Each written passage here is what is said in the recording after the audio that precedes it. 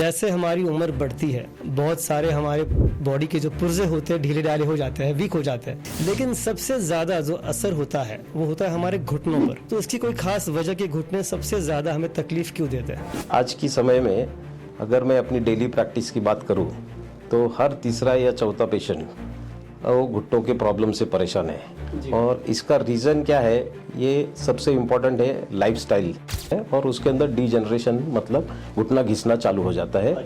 जो नॉर्मली 50 के बाद में होना चाहिए, 60 के बाद में होना चाहिए, वो भी आजकल 40 के एज में होने लग गए हैं। और एक दूसरा रीज़न है न्यूट्रिशन। जो हमारा आज का डाइट है, उस डाइट के हिसाब से हम देखें तो we are deficient at vitamin D, vitamin B12, calcium, proteins, specially vegetarians.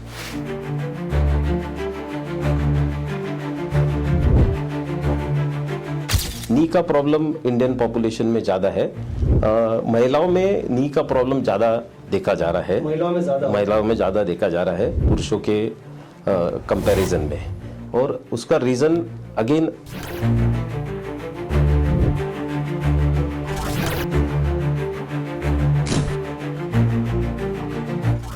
महिला हो या पुरुष हो, फ्यूचर में इन प्रॉब्लम से बचना है तो ऐसे क्या स्पेसिफिक मेजर लेने चाहिए जो उन्हें इन सब प्रॉब्लम से बचाए या उसकी इंटेंसिटी तो एटलीस्ट कम हो जाए? और नर्व्स एंड मसल्स सबसे इंपॉर्टेंट रोल प्ले करते हैं आपके जॉइंट्स को कंट्रोल करने में। शुगर की वजह से तुम्हारे नर्व्स एंड मसल्स वीक होते हैं। यंग जनरेशन अभी है तो हम सब बात कर रहे थे वो आर 35-40 प्लस, जिनको नी रिप्लेसमेंट या हिप रिप्लेसमेंट की जरूरत है, जॉइंट्स की। यंग जनरेशन मतलब बिलो 30, एक्सरसाइज के नाम पे ओनली जिमिंग है। क्या ऐसे केसेस भी आपके पास आते हैं जिनको नीज की या किसी जॉइंट्स की या ऐसी कोई तकलीफ है, यंग एकदम? यस, देयर आर बहुत सारे पेशेंट्स है। वो पेशेंट्स में मेजर प्रॉब्लम है। एक क्वेश्चन है, इंटरनेट पे एक एड अभी बहुत ज्यादा घूम रही है, मराठी में वो लोग बोलते हैं कि आम्ही गुडघ्याची गादी परत जनरेट कर दो, आपका घुटना जैसा है वैसा ही हम कर देंगे, आपको सर्जरी की जरूरत नहीं है। ये सब जो लोग ऐसे एड्स करते हैं कि मैं हम ये मेडिसिन देंगे, आयुर्वेदिक करेंगे, मसाज करेंगे, इससे से ये तेल वो तेल से अगर हो रहा है तो मैं सर्जरी के लिए क्यों जाऊँ? सो यस, मैं भी उस एड के थ्रू गया हूँ और ये मेरा पर्सनल ओपिनियन है। तो मैं जब भी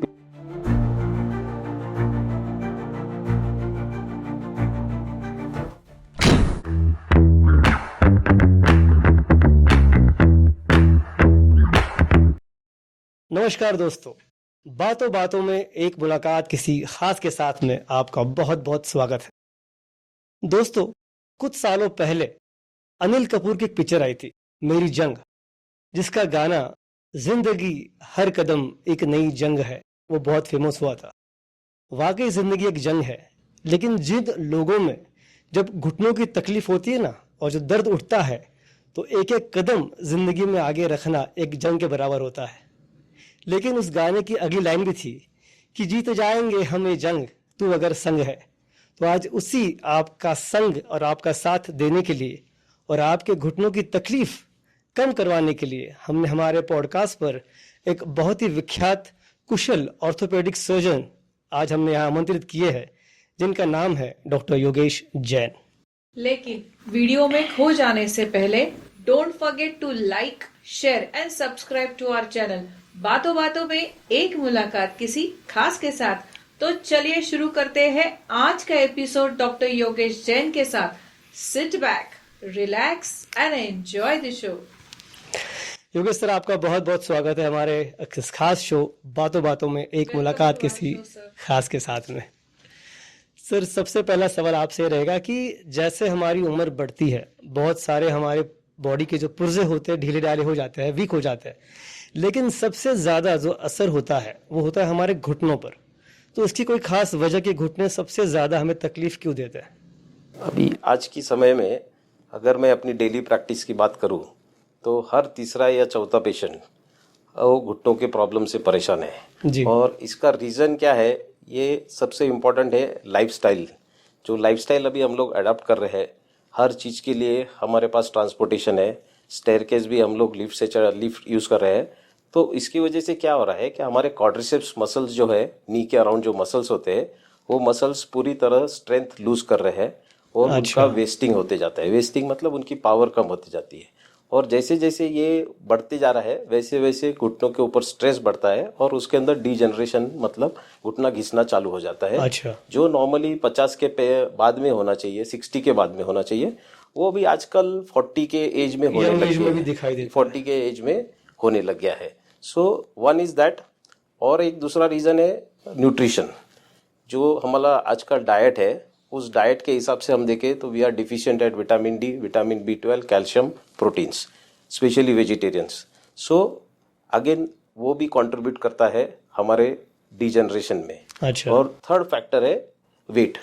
सो अगर आपका वेट ज़्यादा है, वो स्ट्रेस आपके घुटनों पे, एंकल पे और बैक पे डालने वाला है, तो वो भी आपको डीजनरेशन की तरफ ले जाएगा। सो ऑल दिस फैक्टर्स मिला के इस प्रॉब्लम के लिए कंट्रीब्यूट कर रहे हैं। बिल्कुल, यानी ये नेचुरल प्रोसेस से होना ही होना है। यस। तो सर ये बात अगर जो घुटनों के लिए लागू होती है, हिप जॉइंट पे इसका कैसे असर होता है? हिप जॉइंट अगर मैं बात करूं तो इंडियन पॉपुलेशन में हिप जॉइंट का प्रॉब्लम इतना ज़्यादा अभी नहीं है। ये वेस्टर्न पॉपुलेशन में है, जो उनका सिटिंग चेयर पोजीशन है, कमोड यूज़ है, उससे हिप डिजीज ज़्यादा होता है। नी का प्रॉब्लम इंडियन पॉपुलेशन में ज़्यादा है। हिप का सबसे बड़ा रीज़न अगर वो अभी आज की तारीख में अगर कुछ है तो पोस्ट कोविड जो AVN बोलते हैं, जिसके बारे में हम आगे डिस्कस करेंगे। सर ये जैसे बहुत सारी बीमारियां ये पुरुषों में और महिलाओं में अलग अलग प्रपोर्शन में पाई जाती है। किसी में कोई ज़्यादा बीमारी है पुरुषों में, किसी में महिलाओं में ज़्यादा बीमारी है। तो ये हिप और नी का भी ऐसा कोई रेशियो है कि महिलाओं में या पुरुषों में ज़्यादा पाया जाता है? हाँ, यस। महिलाओं में नी का प्रॉब्लम ज़्यादा देखा जा रहा है। महिलाओं में ज़्यादा देखा जा रहा है पुरुषों के कंपैरिजन में। और उसका रीज़न अगेन है, एक तो महिलाओं का एक्सरसाइज का जो प्रोपोर्शन है अभी बढ़ रहा है, लेकिन काफ़ी कम था पहले। जब हम लोग पेशेंट को बोलते हैं क्या आप एक्सरसाइज करना चाहिए, घुटनों का एक्सरसाइज करना चाहिए, तो बहुत सी बार उनका जवाब रहता है हम लोग दिन भर काम करते हैं तो एक्सरसाइज को टाइम नहीं मिलता है। बट काम करना और एक्सरसाइज ये दोनों अलग चीज़ें हैं। जब तक आप स्ट्रेंथ नहीं बढ़ाएंगे तब तक आपका ये प्रॉब्लम बढ़ने वाला है। एंड अगेन फीमेल्स जो है वो hormonal changes after 40 they are expose to the hormonal changes, and उसकी वजह से उनके बॉडी में कैल्शियम की मात्रा कम होने लगती है, प्रोटीन्स कम होने लगता है, और उसकी वजह से और उनके अंदर ज़्यादा होने का प्रॉब्लम देखा जा रहा है। सो सर अगर किसी को, महिला हो या पुरुष हो, फ्यूचर में इन प्रॉब्लम से बचना है तो ऐसे क्या स्पेसिफिक मेजर लेने चाहिए जो उन्हें इन सब प्रॉब्लम से बचाए या उसकी इंटेंसिटी तो एटलीस्ट कम हो जाए? हाँ, तो अगर मैं बात करूँ तो इसके अंदर बहुत सिंपल चीज़ें हैं जो अगर हम लोग अपने डेली रूटीन लाइफ में यूज़ करें तो काफ़ी हद तक हम इस प्रॉब्लम को रोक सकते हैं या कंट्रोल कर सकते हैं। उसमें सबसे इम्पॉर्टेंट है कोई भी फॉर्म ऑफ एक्सरसाइज, जिसके अंदर या तो वॉकिंग करो, साइकिलिंग करो, स्विमिंग करो या योगा करो। एनी फॉर्म ऑफ एक्सरसाइज, कुछ भी एक्सरसाइज अगर करते हैं जो मसल को टोन और स्ट्रेंथ दोनों देते हैं, और उसके साथ में न्यूट्रिशन की ओर ध्यान देना है आपको। आपके डाइट के इंटेक में कैल्शियम होना बहुत जरूरी है। और बाकी एज के साथ में जो होने वाला उसको हम रोक नहीं सकते। बाकी ये दो चीजें, तीन चीजों से हम लोग इसका प्रोग्रेशन या उसको बढ़ना रोक सकते हैं। कौन सी चीजें मरीजों को खानी चाहिए और कौन सी अवॉइड करनी चाहिए अगर प्रॉपरली बात करें तो? अगर मैं वेजिटेरियन डाइट से बात करूं तो maximum source of calcium is from the milk product. जो मिल्क प्रोडक्ट होते हैं, दूध, दही, छाछ, पनीर, चीज़। उसके बाद में अगर जो ग्रेन्स में बात करते हैं तो नाचनी है, उसमें हाईएस्ट कैल्शियम पाया जाता है। ग्रीन वेजिटेबल्स में high calcium, and some of the dry fruits also have a very high content of calcium. So you and proteins भी ऐड होना चाहिए उसके साथ में। प्रोटीन भी उतना ही इंपॉर्टेंट है बोन ग्रोथ के लिए जितना कैल्शियम है। तो उसमें हम लोग स्प्राउट्स है, पनीर है, और ऑल पल्सेस है, ड्राई फ्रूट्स है, अगर सोया खाते तो नथिंग लाइक दैट, और मशरूम। सो ये जो चीज़ है along with calcium you need to have a combination of protein diet also. अच्छा, क्या चीजें टोटली अवॉइड करनी चाहिए जो आपके जॉइंट्स के हेल्थ को खराब कर सकती है? सो उसके अंदर कार्बोनेटेड ड्रिंक्स जो है उसकी वजह से भी काफ़ी हद तक कैल्शियम लूज होता है बॉडी में से। उसके बाद में स्मोकिंग है, अगेन दैट उससे भी होता है, and to some extent alcohol is also causing this problem. So otherwise routine diet is not a problem, but इस कुछ स्पेसिफिक चीज़ें छोड़ी तो जैसे अपना हाईली प्रोसेस फूड है तो that should be avoided. So they don't have a nutritional value, it has to do nothing with calcium, but उनको न्यूट्रिशनल वैल्यू नहीं है। सो वो आपको वेट पुट ऑन करने में प्रॉब्लम कर सकता है, और दैट विल इनडायरेक्टली वो आपको ज्यादा जोर डाल सकता है। शुगर को कैसे हम इससे कनेक्ट कर सकते हैं? क्या उसका कुछ डायरेक्ट असर है? शुगर का डायरेक्ट असर नहीं होता है, लेकिन इनडायरेक्टली यस। शुगर की वजह से तुम्हारे नर्व्स एंड मसल्स वीक होते हैं, और नर्व्स एंड मसल्स सबसे इंपॉर्टेंट रोल प्ले करते हैं आपके जॉइंट्स को कंट्रोल करने में, जिसको हम लोग न्यूरोपैथी बोलते हैं, डायबिटिक न्यूरोपैथी जी। तो इसके लिए अगर आपका शुगर अनकंट्रोल्ड है तो आपके मसल्स वेस्ट होने वाले हैं, मतलब वो श्रिंक होने वाले हैं, और जैसे ही वो श्रिंक होंगे आपके जॉइंट्स के प्रॉब्लम आपको होने वाले हैं। तो शुगर में कंट्रोल, अगर डायबिटिक है आप, तो शुगर को एक लिमिट में कंट्रोल रखना बहुत ही जरूरी है। सर सब मान लो कर लिया हमने, डाइट फॉलो कर लिया, वेट कम रख लिया, शुगर भी कंट्रोल कर लिया, लेकिन बहुत बार सब करने के बाद भी कुछ ना कुछ तो तकलीफें हो ही जाती है उम्र के हिसाब से। तो फिर जब ये तकलीफ बढ़ जाती है तो उसके लिए हमें क्या करना चाहिए? यानी डायरेक्टली सर्जरी का ऑप्शन ले, या बाकी मेडिसिन से, या फिजियोथेरेपी है, या और कोई ऐसे मोडालिटीज है जिससे घुटनों का दर्द कम हो जाए? सो टू बिगिन विथ, मतलब शुरुआत में अगर आपका घुटनों का प्रॉब्लम आपका शुरू हो गया है तो बहुत सारे मोडालिटीज है, बहुत सारे न्यू डेवलपमेंट्स है, जिसकी वजह से आप इस प्रोग्रेशन को स्लो डाउन कर सकते हैं। अच्छा। रोक नहीं सकते बट स्लो डाउन कर सकते हैं। तो उसमें जो पहले तो हम लोग एक्सरसाइज और डाइट की बात कर चुके हैं, उसके अलावा हमको देखना है कि आपको फ्लैट फुट है या आपके नी के अंदर बो है। जब आप खड़े रहते हैं, आप कभी ऑब्जर्व करेंगे तो किसी किसी लोगों के नी बोव रहते हैं, they are like bowing is there curved. So ये चीजों से क्या होता है, क्या दैट वो स्ट्रेस आपके घुटने और कमर पे ज्यादा आ जाता है, और ये जो लोग होते हैं वो भी बहुत प्रोन होते हैं इसके नी प्रॉब्लम डेवलप होने के लिए, बैक प्रॉब्लम डेवलप। तो उनको शूज जो होते वो अंदर आर्च वाले शूज जो पहने, उनसे उनका नी स्ट्रेस कम होता है, बैक का स्ट्रेस कम होता है। Plus there are some medicines which are supplements which can be used. तो जो आपका जो अंदर का जो कार्टिलेज है जो डैमेज हो रहा है उसको रीजनरेट में काम करते हैं। प्लस कुछ बेल्ट्स वगैरह अभी नए बेल्ट्स आए जिसको ब्रेस बोलते हैं हम लोग, वो ब्रेस यूज करने से भी आपके ऊपर का स्ट्रेस कम होता है और आप इसको डिजीज को स्लो डाउन कर सकते हैं। इसके अलावा कुछ इंजेक्शंस भी आए जिसको स्टेम सेल बोलते हैं, पीआरपी बोलते हैं, या लुब्रिकेटिंग एजेंट्स होते हैं, ये भी आप ट्राई कर सकते हैं। जब तक आपका पेन बहुत सीवियर नहीं होए तब तक आप ये सब ऑप्शंस के बारे में डेफिनेटली सोचना चाहिए। लेकिन ये जो इंजेक्शंस आप बोल रहे हो, उसे फ्रीक्वेंसी कितनी लेनी चाहिए, और क्या उसका सच में असर होता है, कैसे होता है? क्योंकि काफी लोग कहते हैं कि नहीं, इंजेक्शन से और डैमेज हो जाएगा। स्टेरॉइड्स का इस्तेमाल होता है नॉर्मली, कहते हैं लोग, थोड़ा लोगों में वही धारणा है। एग्जैक्टली।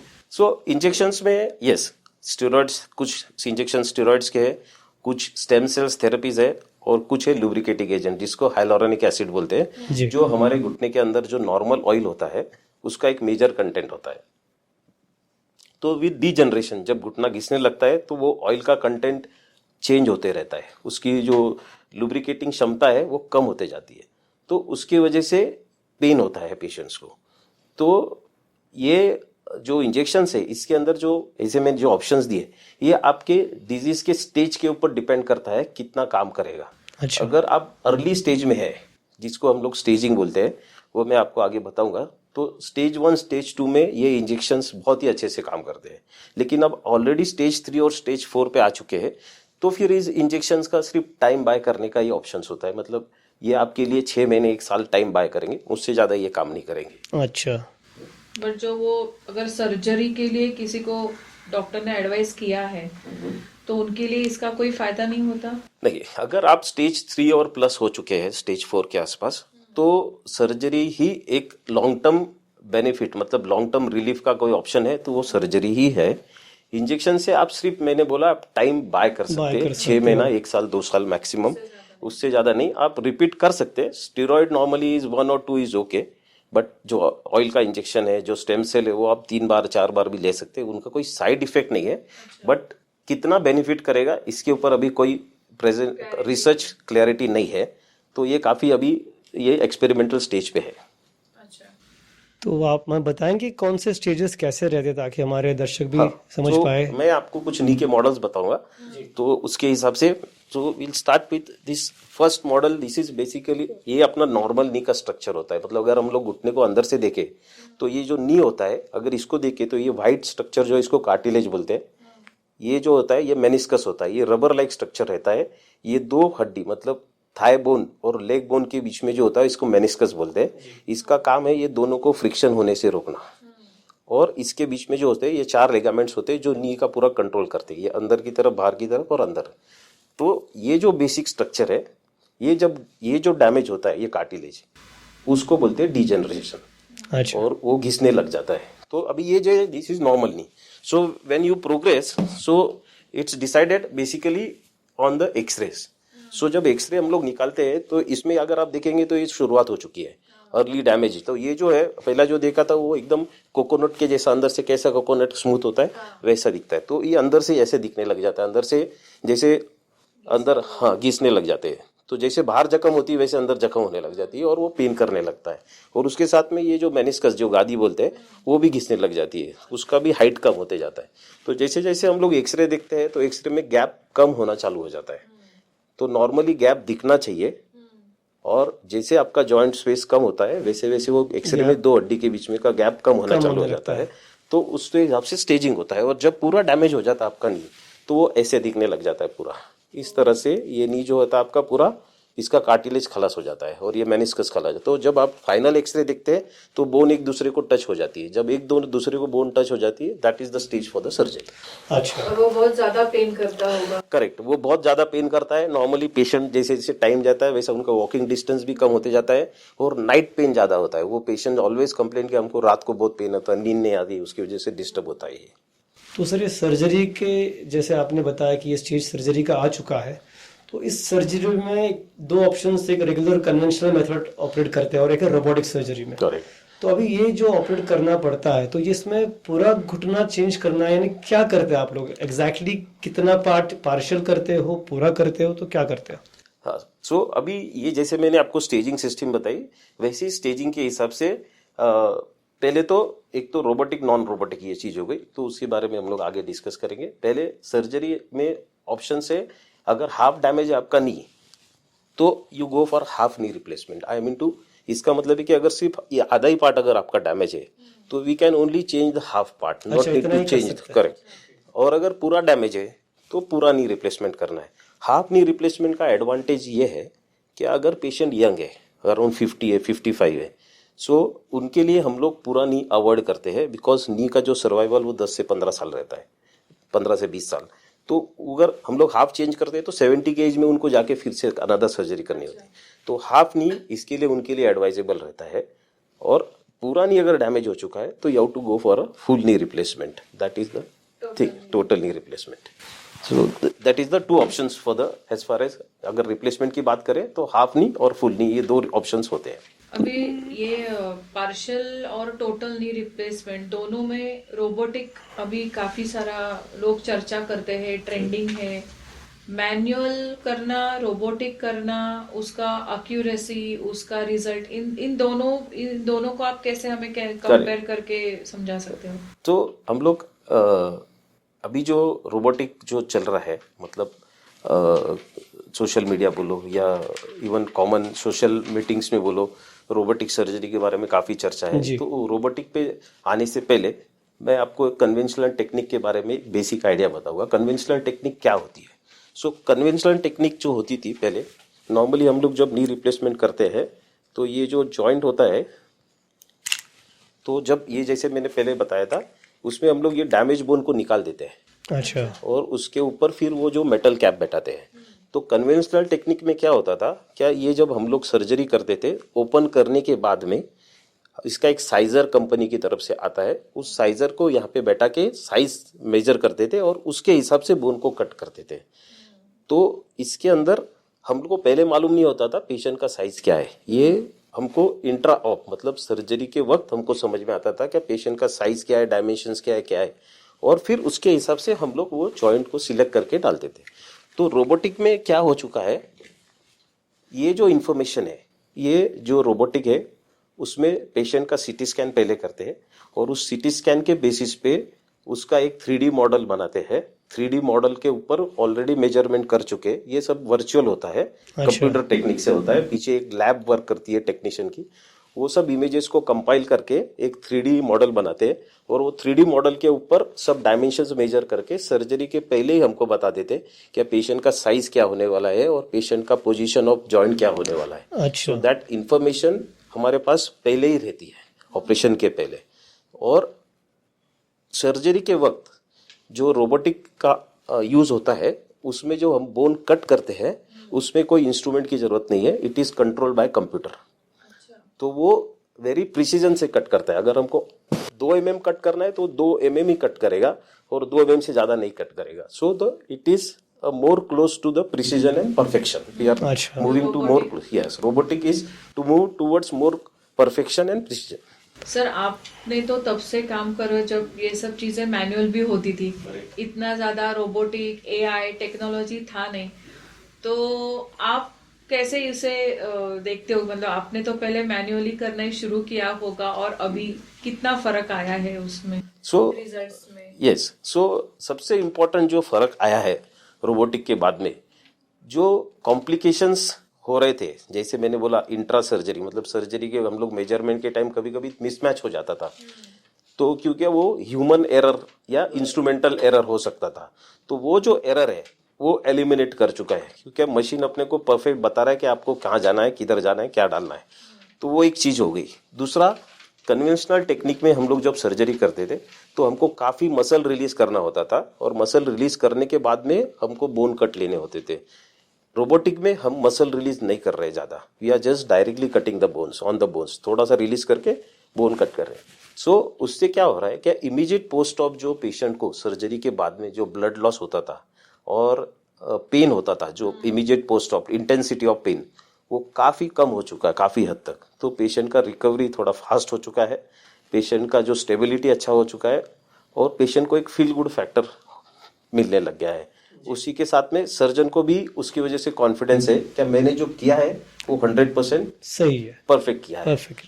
और जहां तक लॉन्ग टर्म की बात है, लास्ट 5 ईयर्स से या 10 ईयर से रोबोट अभी है, तो रिजल्ट अभी तो कोई बहुत प्रॉब्लम नहीं है, but long term result are still awaited down the 20 साल के बाद, 30 साल के बाद इसने क्या डिफरेंस किया है वो अभी 10-20 साल के बाद समझ में। क्वेश्चन है, इंटरनेट पे एक ऍड अभी बहुत ज्यादा घूम रही है, मराठी में वो लोग बोलते की आम्ही गुडघ्याची गादी परत करून देतो, रिजनरेट करतो, तुम्हाला तुमचं मतलब आपका घुटना जैसा है वैसा ही हम कर देंगे, आपको सर्जरी की जरूरत नहीं है।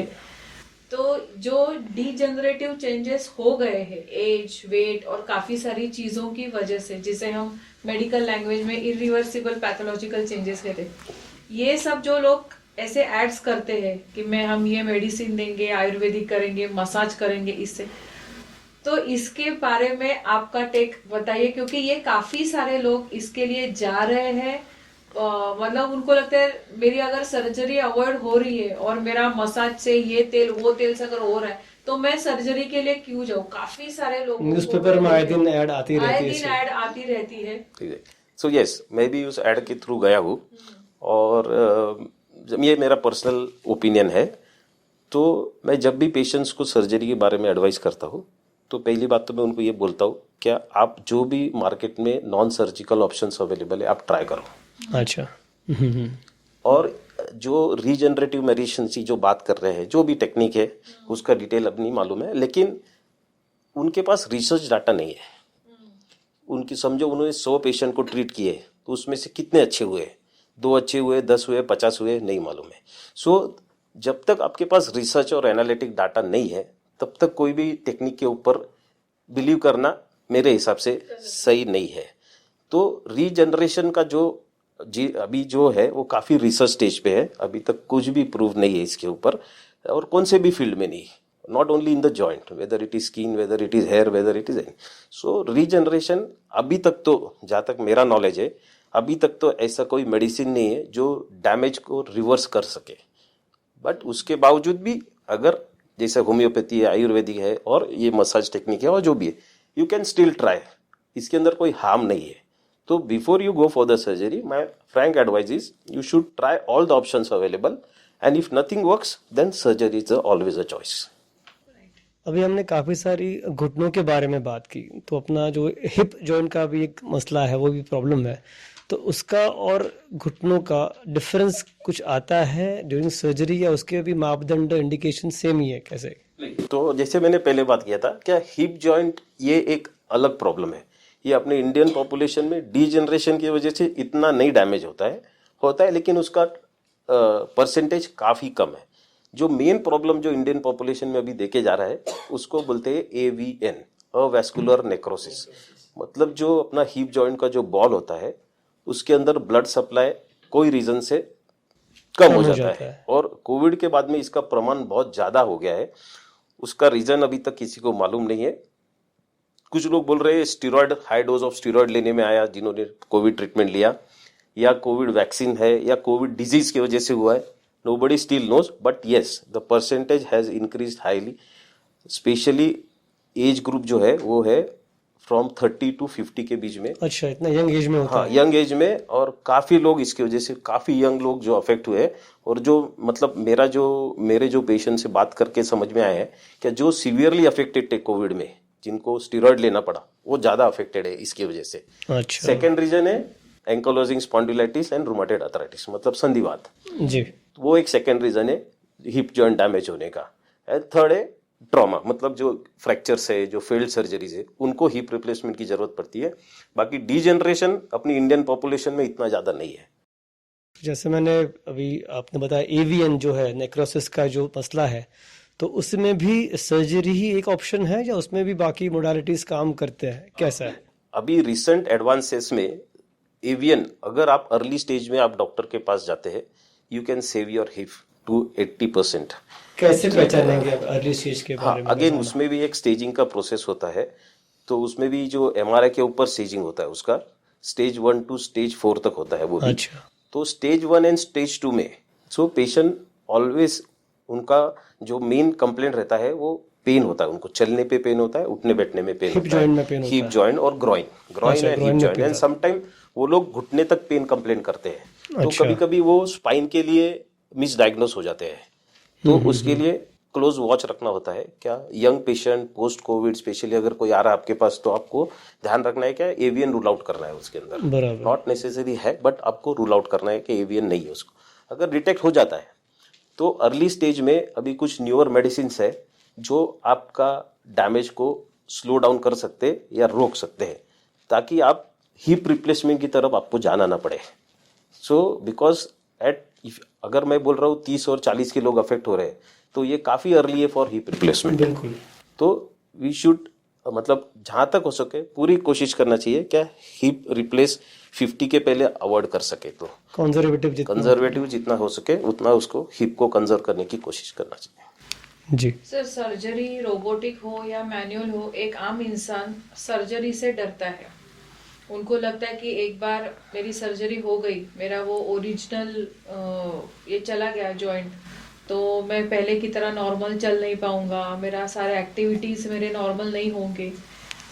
तो ये सारे सर्जरीज के लिए एक, क्या ये लोगों में से मिसकंसेप्शन डर निकालना जरूरी है? और क्या एज लिमिट क्या होती है, या किस एज के लोग कर सकते, कौन नहीं कर सकता? मतलब काफी लोग ऐसे बोलते कि अरे नहीं, सर्जरी नहीं करनी, एक बार मेरा ओरिजिनल चला गया ना, मैं तो खड़ा नहीं रह पाऊंगा, या यस, दैट इज बहुत ही कॉमन क्वेश्चन है। सबसे पहला जो क्वेश्चन होता है वो होता है क्या ये एज में अभी करके क्या करने का है। सो हम लोग जो है फिजियोलॉजिकल एज को, उनका फिजियोलॉजिकल मीन्स उनका लाइफस्टाइल कितना एक्टिव है। अगर वो समझो एक सीडेंटरी लाइफस्टाइल रह रहे, उनको चलना ही नहीं है ज़्यादा, घर में ही रहने वाले हैं, या पेशेंट बहुत एक्टिव नहीं है, तो उनको सर्जरी नहीं किया तो चलेगा। लेकिन जो लोग एक्टिव रहना चाह रहे हैं, जो लोग सोशली एक्टिव रहना चाह रहे हैं, जो बाहर जाना है, जिनको वॉक करना है, जिनको माइल्ड एक्टिविटीज अटेंड करना है, तो एज डिफाइन नहीं करता है। अगर पेशेंट फिट है, मतलब उनका हार्ट, उनके लंग्स, उनके kidneys, if they are in a good state and patient is physiologically active, then whether it is 80 और समटाइम 90 ऑल्सो हम लोग ऑपरेट करते हैं. अच्छा. सो इसके अंदर age is not a defining factor. जो पेशेंट्स को सीवियर हार्ट डिजीज है, किडनी प्रॉब्लम है और जिनका लाइफस्टाइल बहुत ही स्लो डाउन, यस, वो लोग नहीं भी करे तो that is fine, that is fine. मतलब दूसरी बात जो है, जैसे आने बोला पेशेंट के मन में जो डर है सर्जरी के बाद में नॉर्मल नहीं फील होता, तो with advance in surgical techniques and joints and robotics, ये चीज अभी काफी चेंज हो चुकी है लास्ट 10 साल में. 10 साल में जो प्लेसमेंट ऑफ जॉइंट की पोजीशन की वजह से, कम कट होने की वजह से और अच्छे क्वालिटी के इम्प्लांट आने से वो प्रॉब्लम काफ़ी हद तक अभी नॉर्मलाइज हो चुकी है. सो अगर 100 पेशेंट अगर मैं बोलूँ तो उसमें से 95 to 97% सेटिस्फाइड है. 3 to 5% पेशेंट्स रहते जो नॉट सेटिस्फाइड रहते, और उसके अंदर बहुत सारे रीजंस है. तो but 95 to 97% are satisfied after the surgery. तो सर्जरी के कितने दिनों बाद पेशेंट अपनी नॉर्मल एक्टिविटीज कर सकता है? सीढ़ियाँ चढ़ना हो या वॉक करना हो या कोई और डेली एक्टिविटीज करनी हो, कितने दिन का गैप स्पोर्ट्स में मिलता है? खेलने वाले काफी लोग होते हैं. करेक्ट. तो अगर जैसे मैं बोलूँ, क्या अगेन ये फैक्टर बहुत पेशेंट के पोस्ट रिहेबिलिटेशन पे डिपेंड करता है, मतलब वो कितना एग्रेसिव फिजियो करता है. लेकिन नॉर्मल प्रोटोकॉल ऐसा है, क्या पहले 15 दिन उनको वॉकर यूज करना पड़ता है, फिर 1 महीने के बाद वो स्टिक से चल सकते हैं, और 2 से 3 महीने के बाद वो बिना सपोर्ट के चल सकते हैं, और 6 महीने के बाद में वो 5-3-4 किलोमीटर भी चल सकते हैं, स्टेयरकेस कर सकते हैं, मांडी डाल के भी बैठ सकते हैं बेड के ऊपर. अच्छा. मांडी डाल के भी बैठ सकते हैं बेड के ऊपर. हम लोग नीचे भी बैठ सकते हैं, बट हम लोग उनको नहीं बोलते हैं नीचे बैठने के लिए, क्योंकि नीचे से बैठ के उठने में बहुत स्ट्रेस आता है घुटनों के ऊपर. सो वो हम लोग लेकिन कर सकते हैं. उनका फ्लेक्शन जो होता है नी का बेंडिंग, वो ऑलमोस्ट 130-140 डिग्री तक जाता है. अच्छा. तो वैसा कोई रिस्ट्रिक्शन नहीं है. जहाँ तक स्पोर्ट्स की बात है, स्पोर्ट्स के अंदर वो ट्रेडमिल कर सकते हैं, साइकिल कर सकते हैं, स्विमिंग कर सकते हैं. जंपिंग जॉगिंग हम लोग अवॉइड करने को बोलते हैं, क्योंकि बोन्स ऑस्टियोपोरोटिक होते हैं, वीक होते हैं. तो कभी कभी उनको स्ट्रेस फ्रैक्चर या पेरीप्रोस्थेटिक, मतलब जॉइंट के आजू बाजू में फ्रैक्चर हो सकते हैं. So but if they are young they can do that also. But 60+ वाले जो रहते हैं उनको हम लोग जंपिंग जॉगिंग वाला एक्टिविटीज अवॉइड करने के लिए बोलते हैं. और जहाँ तक हिप जॉइंट की बात है, there is no restriction. And as far as half knee की बात है, उसको भी कोई रिस्ट्रिक्शन नहीं है. अच्छा अच्छा, सिर्फ फुल नी में ही थोड़ी दिक्कत है, फुल नी में otherwise वो भी half में- 60+ लोगों के लिए. अच्छा, तो बहुत अच्छी बात है. रोबोटिक हो गया, ब्लड लॉस कम है, आपकी रिकवरी भी जल्दी है. एक्यूरेसी है. हाँ, एक्यूरेसी है और रिस्ट्रिक्शन नहीं है. जैसे मैंने बोला कि नी पूरा बेंड, आप बेड पे बेंड मांडी डाल के बैठना है तो आप वो भी बैठ सकते हैं, ऐसा कोई रिस्ट्रिक्शन नहीं है उसको. सर एक और लोगों को क्वेश्चन रहता है, कॉस्ट. अगर रोबोटिक करना है तो बहुत महंगा है, तो उसकी कॉस्ट और उसका इंश्योरेंस कवरेज, इसके बारे में लोगों को क्या पता होना चाहिए? सो अगर हम लोग कन्वेंशनल टेक्निक से कर रहे थे और रोबोटिक में कितना डिफरेंस आ गया है, तो अगर रोबोटिक और कन्वेंशनल में अगर पर नी या पर जॉइंट सर्जरी में 50,000 का डिफरेंस है. अच्छा. वो डिफरेंस क्यों है? क्योंकि इसके अंदर कुछ डिस्पोजेबल मटेरियल यूज करना होता है रोबोटिक्स में. वो डिस्पोजेबल मटेरियल रीयूज नहीं कर सकते हैं, तो उसके वजह से वो कॉस्ट ऐड हो रही है. तो सर्जन कॉस्ट उसमें मेजर नहीं ऐड हो रही है, it is the technology and the disposables disposable, जो उसकी कॉस्ट ऐड हो रही है. और जहाँ तक आपका जो सेकेंड क्वेश्चन था, क्या इंश्योरेंस कवरेज. इंश्योरेंस, तो काफ़ी इंश्योरेंस जो हॉस्पिटल्स एंड द कंपनीज, ये लोग इंश्योरेंस कंपनी से बात कर रहे हैं. कुछ कुछ कंपनी ने उसको रिकॉग्नाइज कर दिया है और वो अलाउ कर रहे हैं. कुछ कुछ कंपनी के साथ में बातें चल रही है. तो मे बी अनदर ईयर और 2 most of the company will cover the robotics also. अच्छा, तो अभी रोबोटिक कवर नहीं हो रहा है, काफ़ी कंपनी कवर कर रही है, कुछ कर रही है, कुछ नहीं कर रही है. तो ये इन्फॉर्मेशन है जो insurance company to company depend करेगा. अच्छा. क्या कौन सा कंपनी आपका इंश्योरेंस है, तो वो बिफोर सर्जरी आप जो भी हॉस्पिटल में डिसाइड करते हैं, वो आपको पहले आइडिया दे देंगे कि ये कवर्ड हो रहा है क्या नहीं हो रहा है. और जो हमारे गवर्नमेंट ने स्कीम्स है, जैसे आयुष्मान भारत कार्ड है, जो अलग अलग तरह के स्कीम्स निकाले हैं, क्या उसमें ये सर्जरीज कवर होते हैं? इसमें सर्जरीज कवर हो रहे हैं. मतलब ये अभी पूना में आयुष्मान भारत अभी तक लार्ज स्केल पे अप्लाई नहीं हुआ है, बट नियर फ्यूचर होने वाला है. और जहाँ तक रिप्लेसमेंट की बात है, रिप्लेसमेंट्स आर कवर्ड. अच्छा. रोबोटिक का भी अगेन गवर्नमेंट से उसके ऊपर डिस्कशन है क्या ये उसमें इंक्लूड करना चाहिए या नहीं करना तो चाहिए। फुल कवरेज करते कितना परसेंट कवर करते? नहीं, replacement, normal replacement, conventional technique अगर उनके पैकेज है तो यस फुल कवर होते हैं, वो फुल कवर होते हैं, उसमें भी होते हैं। लेकिन अब भी एट प्रेजेंट पूना में कोई भी हॉस्पिटल में आयुष्मान के अंडर में रिप्लेसमेंट नहीं हो रही है, except for government hospital and teaching hospital, जहाँ तक मेरा नॉलेज है, but still that is in a process. तो ये सर्जरी की जब हमने बात की, काफ़ी सारे इंडिकेशंस थे कब कब करवानी चाहिए। ऐसा भी कोई है कि तभी नहीं करनी चाहिए? ऐसे कौन से मरीज होते हैं जो कॉन्ट्रा इंडिकेशंस है कि इसमें करना चाहिए लेकिन ये नहीं कर पाएंगे? तो इसमें सबसे इम्पोर्टेंट जो कॉन्ट्राइंडिकेशंस है, वो एक तो सबसे इम्पोर्टेंट है, अगर पेशेंट एक्टिव लाइफस्टाइल, अगर वो बेड रिडन है, वो मूवमेंट करने ही नहीं वाला है या एक्टिव फिजियो करने नहीं वाला है, उनको ये चीज़ करनी नहीं चाहिए, अवॉइड करनी चाहिए। इसके अंदर फिजियोथेरेपी का बहुत इंपॉर्टेंट रोल है। दूसरी बात, जिनको न्यूरोलॉजिकल डिजीजेज है, जिसे न्यूरोलॉजिकल बोले तो किनकी नर्व डैमेज हो चुकी है या हाई डायबिटिक न्यूरोपैथी है, जिनके मसल्स ऑलरेडी वीक हो चुके हैं या पैरालिसिस है, तो उन्होंने भी ये सर्जरी नहीं कराना चाहिए।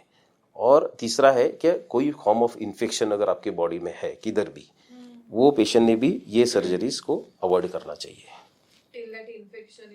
Correct. So any focus of infection अगर आपके बॉडी में है, भले वो किधर भी रहो, आपके दांत में रहो, आपके नाखून में रहो, आपके सर में रहो, वो अगर आप जॉइंट डालते हैं तो दैट इन्फेक्शन उस तरफ जाएगा जहाँ पे भी मेटल होता है, और वो आपका सर्जरी फेल हो सकता है। आँख का ऑपरेशन करना है तो लेंस में बहुत सारे ऑप्शंस रहते हैं पेशेंट्स के लिए। तो ये नी ट्रांसप्लांट हो या हिप ट्रांसप्लांट हो, इसमें भी कोई ऑप्शंस रहता है कि फलाना कंपनी है या फलाना टाइप है, ये अच्छा है वो अच्छा है? इम्प्लांट की बात कर रहा हूँ। करेक्ट। सो जैसे हर फील्ड में there will always be a variety of choice, वैसे ही इम्प्लांट्स के अंदर बहुत सारे कंपनीज है इंडिया में, इंडियन से लेके इम्पोर्टेड तक, और कॉस्ट वेरिएशंस भी काफ़ी है। अगर आप 50,000 से लेके 1.5 लाख का कॉस्ट डिफरेंस है। अच्छा। सो अगर हम लोग ये जो डिसीजन है इम्प्लांट का, ये 2 फैक्टर के ऊपर बहुत इंपॉर्टेंट डिसाइड होता है। एक तो डॉक्टर स्पेसिफिक, अगर एक डॉक्टर पर्टिकुलर इम्प्लांट में ट्रेंड है तो वो प्रिफर करेगा उस इम्प्लांट को यूज़ करना। दूसरा, जब रोबोटिक की बात आती है तो अभी एट प्रेजेंट जो रोबोट्स है वो कंपनी स्पेसिफिक है। मतलब अगर आप एक कंपनी का रोबोट ले रहे हैं, जैसे एक कंपनी होती है स्ट्राइकर है, जॉनसन एंड जॉनसन है, तो वो कंपनी का रोबोट अगर आपने लिया अपने हॉस्पिटल में तो वही कंपनी का जॉइंट आपको यूज करना है, दूसरा जॉइंट उसको कॉम्पेटिबल नहीं होता है। अच्छा। और तीसरा जो हिप जॉइंट की बात है, उसमें तुम्हारा डिपेंड करता है कितना डैमेज है आपको, तो उसके अंदर काफ़ी वेरिएशंस होते हैं। जैसे नॉर्मल इम्प्लांट, बेसिक इम्प्लांट बोलते हैं, उसके अंदर फिर कुछ सिरेमिक भी आते हैं।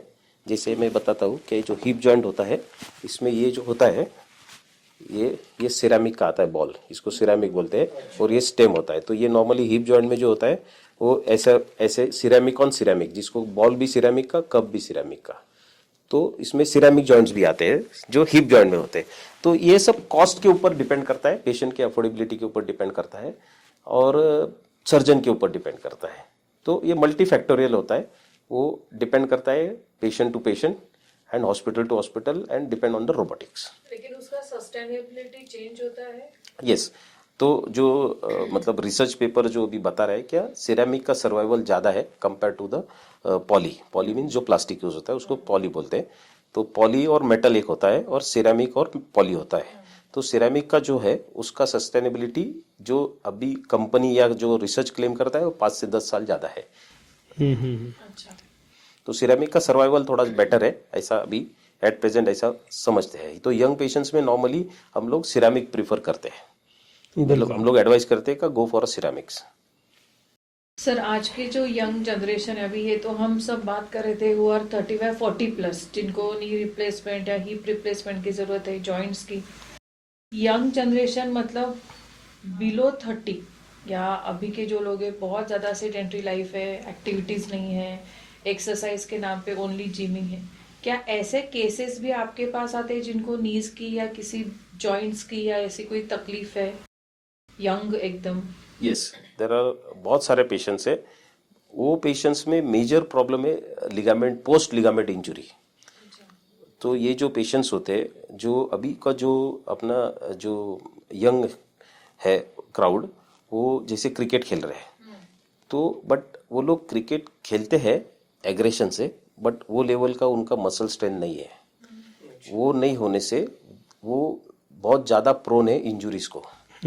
तो जब भी वो कभी तो बीच में उठ के खेलने चले जाते हैं, जैसे जिम नहीं किया, एक्सरसाइज नहीं किया, मसल स्ट्रेंथ नहीं है, तो इट इज़ इवेंचुअली आपको स्ट्रेस नी पे आने वाला है, आपका नी ट्विस्ट होता है, बैंड होता है, और उसकी वजह से आपकी जो मेनिस्कस जो गादी बताया था वो टेयर हो सकता है, आपका लिगामेंट टेयर हो सकता है। और अगर इसको आपने टाइम पे एड्रेस नहीं किया तो वो लोग लैंड अप होते हैं नी डिजेनरेशन के साथ में, तो उनका भी कार्टिलेज डैमेज होने लग जाता है over a period of 5 to 10 years। And वो एज पे फिर नी रिप्लेसमेंट करना एक क्वेश्चन मार्क बन जाता है, which is ethically not good for a patient below 40 to go and go for a knee replacement. तो ये पेशेंट्स को एडवाइस ऐसा है, क्या आपको स्पोर्ट्स खेलना है, आपको जिम करना है, but you should maintain your strength of your muscles अच्छे से। अगर आपको एग्रेसिव स्पोर्ट्स खेलना है तो आप रेगुलर मसल स्ट्रेंथ बढ़ाओ और फिर उसके बाद आप स्पोर्ट्स की तरफ ध्यान दो। Otherwise you will prone to develop the knee injuries, shoulder injuries for that matter. तो जब भी कोई स्पोर्ट्स भी खेले तो उसका प्रॉपर प्रिपरेशन करे, खुद को तैयार करे, उसके बाद जा खेले। एग्रेशन से खेलना चाह रहे तो बट आप उसकी स्ट्रेंथ बढ़ाओ, तो don't get carried away by the, जब हम लोग एक बार ग्राउंड पे आ जाते हैं बराबर, वो ध्यान नहीं रहता कौन क्या कर रहा है। और फिर मैक्सिमम पेशेंट्स अभी जो देखने में आ रहे हैं, वो जो अभी क्रिकेट सीजन जब चलता है तब उनको एंकल ट्विस्ट हो चुका है, लिगामेंट हो चुका है, शोल्डर इंजरी हो चुकी है, because there is no proper training, strength training नहीं है। तो स्ट्रेंथ ट्रेनिंग बहुत इंपॉर्टेंट एस्पेक्ट है कोई भी चीज को इंजरी से रोकने के लिए। बिल्कुल बिल्कुल बिल्कुल। सर एक लास्ट क्वेश्चन है, एक स्टेट में एक रिसर्च पेपर पढ़ा था जहाँ पे उन्होंने बोला था कि your stress sits in your joints, या एक मुंबई के बहुत मशहूर ऑर्थोपेडिक सर्जन है डॉक्टर इंगड़ हड़ीकर, अगर आपने नाम सुना है, उनसे भी मैंने सुना था कि your stress sits in your joints. तो इसके बारे में आप हमें एक्सप्लेन कीजिए, क्योंकि स्ट्रेस अभी सब लोगों को है, तो वो कैसे हमारे जॉइंट्स को कैसे हमें पूरा अफेक्ट करता है। सो द मोस्ट इम्पोर्टेंट, अगर स्ट्रेस की बात करें तो whether it is a physical stress और a mental stress. So mental stress से आपका जो प्रॉब्लम है वो ये है कि आप कोई भी फॉर्म का एक्सरसाइजेस नहीं कर रहे, डिप्रेशन में जो भी रीजन है, you are not focusing on your daily routine, आपका डाइट डिस्टर्ब है, आपका रूटीन एक्सरसाइज डिस्टर्ब है, और पहले जो था क्या एटलीस्ट चलना तो भी होता था, अभी वो भी नहीं हो रहा। हर जगह आपके पास व्हीकल है, बिल्कुल लिफ्ट्स है, तो आप चल ही नहीं रहे, तो आपकी बेसिक मसल की मूवमेंट ही नहीं हो रही है, तो वो स्ट्रेस इनडायरेक्टली और डायरेक्टली आपको अफेक्ट कर रहा है और आपके बॉडी के मसल्स के ऊपर असर कर रहा है। और जो मेन चीज जो जॉइंट को कंट्रोल करती है या उसको प्रोटेक्ट करती है वो अपने मसल्स और लिगामेंट्स है। और जहाँ तक दूसरी बात है कि फिजिकल स्ट्रेस, अगेन जैसे मैंने बोला कि हर आदमी जो रहता है उसको एक्सरसाइज का बोला तो बोलता है मैं दिन भर बिजी रहता हूँ, सो वो एक्सरसाइज नहीं हो गई, वेदर इट इज फीमेल और मेल। आपको माइल्ड स्ट्रेंथ फोकस है, मतलब माइंड स्ट्रेंथ डेवलप करना बहुत जरूरी है। एनी फॉर्म ऑफ एक्सरसाइज जिसमें आप हाफ एन आवर वॉकिंग कर लो, स्विपिंग कर लो, साइकिलिंग कर लो, योगा कर लो, तो वो करने से आपका जो इंजुरी होने का जो रेट है वो काफ़ी कम हो जाएगा, डिजेनरेशन भी काफ़ी स्लो डाउन हो जाएगा, और you can avoid the joint problems. बराबर। हाँ, सो मेंटल स्ट्रेस वही इनडायरेक्टली अगर जॉइंट्स के अंदर कनेक्टेड है, क्योंकि अगर आपका जॉइंट अगर अब अफेक्ट हो गया, आपकी मूवमेंट कम हो जाती है, और आपकी मूवमेंट कम होगी तो it will you land up in a vicious cycle. आप उसकी वजह से पेन के, सो बहुत से जो यंग पेशेंट्स है वो जॉइंट पेन, जैसे फीमेल स्पेशली 40 में जो चल ही नहीं पाते पेन की वजह से, तो वो बोलते क्या उसकी वजह से वो डिप्रेशन में चले जाते हैं, हम वॉक नहीं कर पा रहे, हम सोशल एक्टिव नहीं जा रहे, अटेंड नहीं कर रहे, तो वो डायरेक्टली और इनडायरेक्टली आपके जॉइंट्स को किधर न किधर अफेक्ट करता है। आपकी मोबिलिटी अच्छी है तो आप मेंटली भी थोड़ा सा स्ट्रेस्ड आउट रह सकते हैं, नहीं तो आपका सब फोकस वहीं पे होता है, आप दूसरी जगह पे कॉन्सेंट्रेट नहीं कर पाते। सर काफी सारी अच्छी जानकारी मिली आपसे। एक हमारा प्रोटोकॉल रहता है कि मिथ्स एंड फैक्ट्स राउंड का, शैल वी? यस। कुछ चुनिंदा क्वेश्चंस है मेरे पास। इम्प्लांट्स जल्दी खराब हो जाता है तो और सर्जरी बार बार करनी पड़ती है? जहाँ तक इम्प्लांट्स की बात है, वो कोई भी इम्प्लांट हो, इम्प्लांट नॉर्मली फेल नहीं होता है। फेल होता है तुम्हारा सर्जिकल टेक्निक। अगर आपने सर्जरी बरोबर नहीं किया तो वो सर्जरी फेल होती है, इम्प्लांट्स नहीं फेल होता है, क्योंकि implants are highly tested and proven.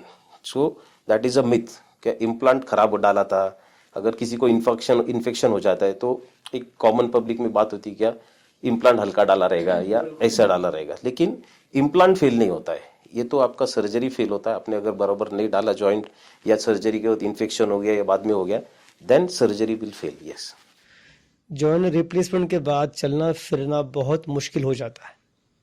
Okay. In fact अगर आप रिसेंट डाटा देखेंगे तो जॉइंट रिप्लेसमेंट के बाद में patients have become more active. They are walking almost 4 to 5 kilometers per day. They are climbing staircase. They are trekking. They are doing trekking. They are doing cycling. They are swimming. So ये सबसे बड़ा myth है कि joint restriction हो जाता है। Yes, जैसे मैंने बोला कि अगर सर्जिकली आपने कुछ वहाँ पे प्रॉब्लम परफेक्ट नहीं किया है तो वो पीपल को रिस्ट्रिक्शन रहता है, तो वो चीज छोड़ा तो otherwise there is no doubt about the mobility. अच्छा, तीसरा था कि ये सर्जरी सिर्फ जो बुजुर्ग लोग होते हैं उनके लिए होती है, ओल्ड पीपल के लिए, और यंग में ज़्यादा काम नहीं करती। नहीं, तो ये जो मैंने बताया कि जो हाफ नी रिप्लेसमेंट या हिप रिप्लेसमेंट, ये जो कंसेप्ट है ये हम लोग 40 के एज में भी किए हुए कर रहे हैं, और कुछ पेशेंट में 30 में भी करना पड़ा है जो सीवियरली अफेक्टेड है। बट ये पेशेंट से they are doing wonderfully, means उनका जो रिस्ट्रिक्शन था वो पूरा निकल गया है, वो लोग नॉर्मल लाइफस्टाइल जी रहे हैं। तो disease specific replacement and damage specific replacement should be considered for the age, and that will give excellent result. Robotic surgery machine द्वारा की जाती है और मशीन कभी भी खराब हो सकती है। जो रोबोटिक के बारे में सबसे बड़ा मिथ है कि पूरा ऑपरेशन मशीन्स करते हैं, नहीं है। So robotic basically is a combination of human skill and technology and to eliminate human error.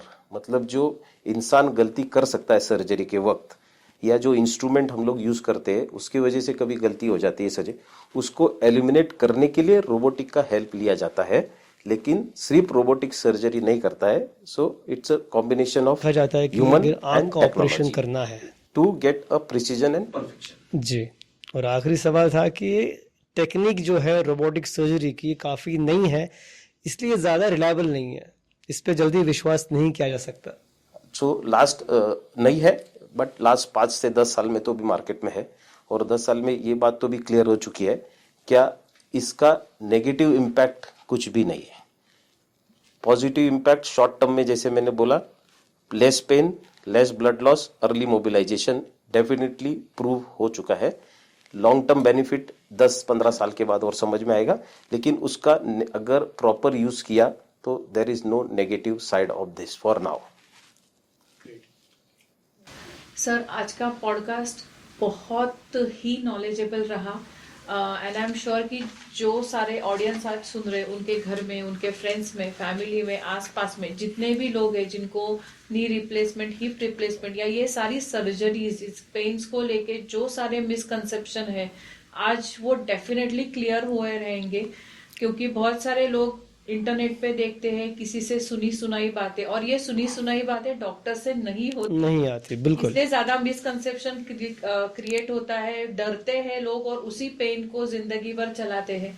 लेकिन आज का ये पॉडकास्ट और आपने जो भी नॉलेज शेयर किया है इसके लिए बहुत बहुत थैंक यू, और आज आई एम श्योर हमारे सारे व्यूअर्स को भी बहुत अच्छा नॉलेज और हेल्प हुई रहेगी। बिल्कुल, और जैसे मैंने पहले कहा था कि जिंदगी एक जंग है, हर कदम पे जंग है, तो अगला कदम भी आप जब रखेंगे और किसी एक्सपर्ट से आप सलाह लेंगे तो वो कदम भी आपका बहुत पेन फ्री होने वाला है। और thank you so much for coming here. आपका टाइम आपने दिया, इतने सारे आपके दिन भर के ओपीडी, पेशेंट्स और सर्जरी के बीच में टाइम निकाला हमारे लिए। Thank you so much for coming here. Thank you, sir. Thank you both of you also for inviting me for this podcast. And आखिरी में मैं इतना ही बोलूँगा, क्या आप जब भी इस सर्जरी का जब डिसीजन होता है आपका, आजू बाजू वालों लोगों से सुनने से अच्छा है आप जिनकी हो चुकी है उनसे पूछिए। मिलिए और आपके जो भी कंसर्न डॉक्टर है उनसे ओपिनियन लिए and then you make a decision for the surgery instead of talking around with the people who are not undergone this procedure. सबसे इम्पोर्टेंट जिस पे बीती उससे बात करोगे तो आपको फर्स्ट हैंड इन्फॉर्मेशन मिलने वाली है जो आपके काम की है। तो मेरे ताऊ ने, चाचा ने, काका ने, मामा ने, दोस्त ने ये किया था, उससे So मतलब नहीं as there is always a lot of free advice available to around us, but which is not right. So ideally speaking, you talk to the people who have undergone this procedure, and then you take a call, and your expert, whomever you are going to consult, take a opinion from them and take a call.